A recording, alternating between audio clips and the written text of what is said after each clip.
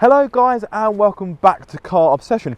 As you can see, I'm joined by the brand new Kia EV3 and I've heard quite a lot of good things about this. In fact, Autobear's good friend of the Car Obsession channel, he recommended that I should drive this car today. So here we are. So I'm going to jump in the car. I've only got this car for about 20 minutes or so, so this is by no means a proper review. These are more of a first drive video and my first impression. So I'm going to attach some GoPros, go for a drive and let you know what this car is like.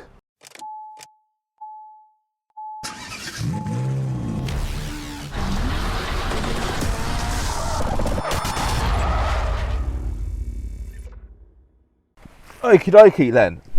Like I say, I've got this car for a good time, hopefully, not a long time. So, because I've just jumped in this car, I'm still getting to grips with it. So, this has got the 81.4 kilowatt hour battery. This has 201 horsepower and 283 newton meters of torque, if I'm not mistaken. Yes, I actually got that right, which is quite impressive because I've only just learnt that. A maximum speed 105 miles per hour and 0 to 62 is 7.9 seconds. So I will need to rely on some voiceovers in this video to give you a bit more information. This is the GT line. So like I said, I've heard a lot of good things about this car and I have been a little bit intrigued by this car. And I say a little bit because yeah, many of you will know that I'm not a big advocate of EVs. That's just my humble opinion. But yeah, these will be my first thoughts, and already it's quite nice and smooth. Make sure there's nothing coming.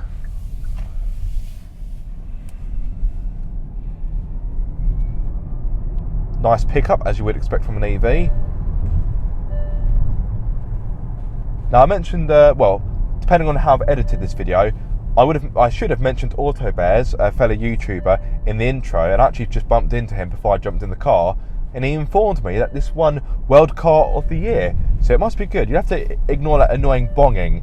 It's because it thinks it's 20 miles per hour down here, which it definitely isn't. So yeah, apologies for that.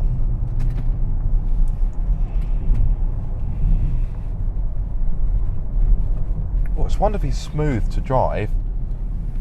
The ride is compliant, so you'd have to excuse that as my tripod rattling about in the boot. Suspension a little bit loud over those bumps there,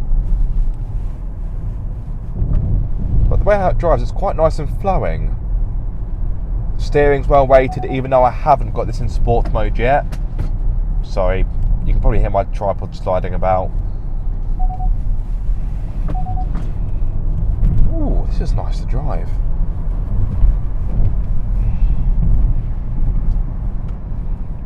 Brakes are good. I'm not going to talk too much about the handling because let's face it, that's not going to be the primary reason for buying this car. Having said that though, the handling is tidy, it's capable. It's pretty sure-footed.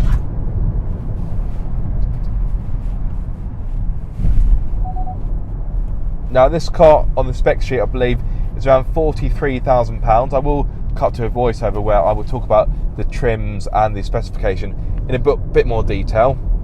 But like I said, this is very much a first drive.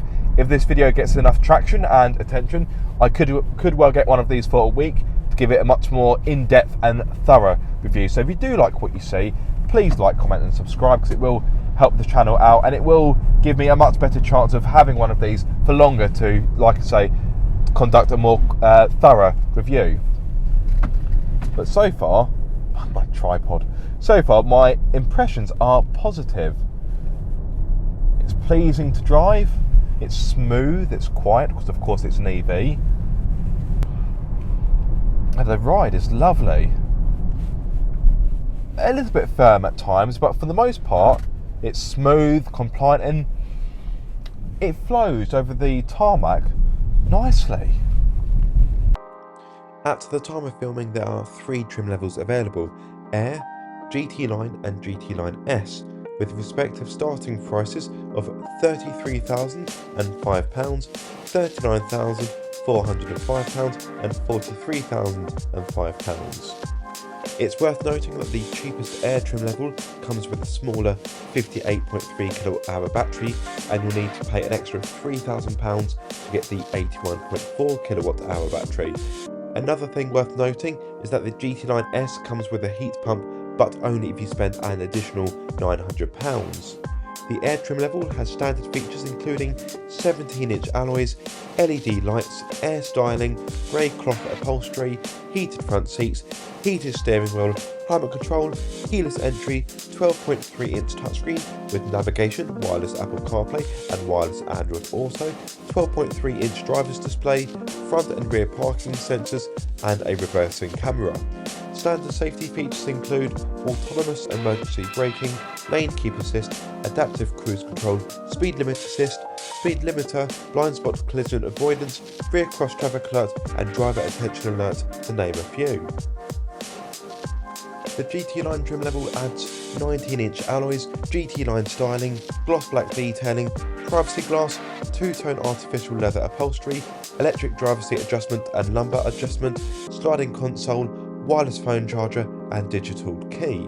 The GT Line S adds to this further with a sunroof, electric driver seat with memory function, power tailgate, 3-pin socket with vehicle to load capability, customizable head-up display, 8-speaker Harman Kardon sound system, remote parking assist, blind spot monitor, 360-degree surround view monitor and parking collision alert. Let's talk range and charging times.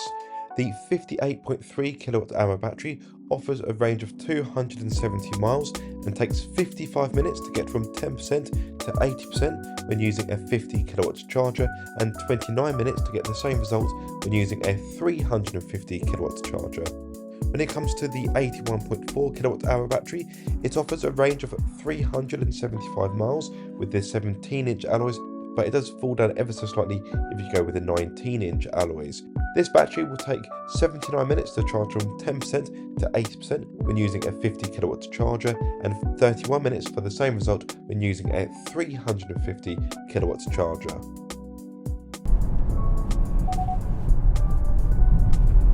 Body roll is well controlled. Steering is nice and tidy. It's pretty direct. It's got a nice weight, but it is heavier in sport mode, of course. And this is just a capable car.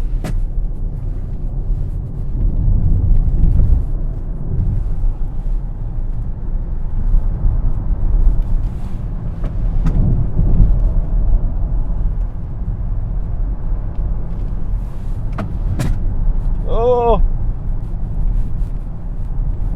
My camera's going to be black and blue by the end of this.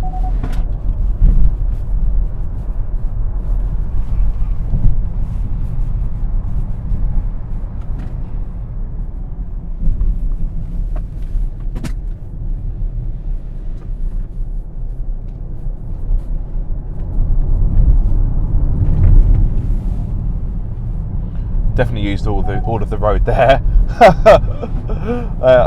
I ended up going a bit wider than I had anticipated.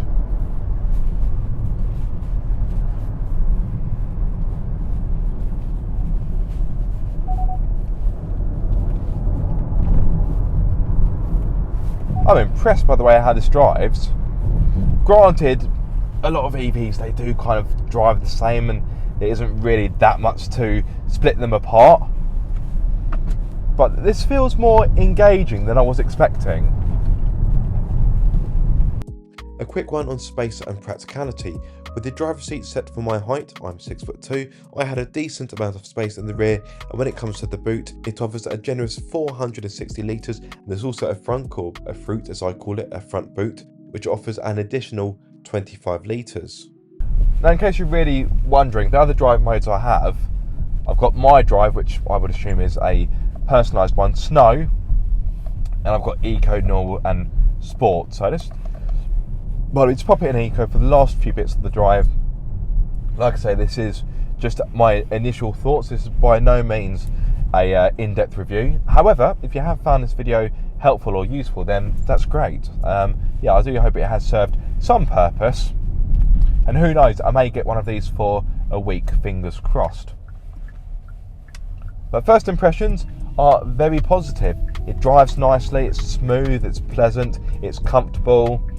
I like the interior, smart, contemporary, well laid out. Yeah, like I say, first impressions are definitely positive. apart from the traffic sign recognition, which has been a little bit temperamental, but I'll look past that.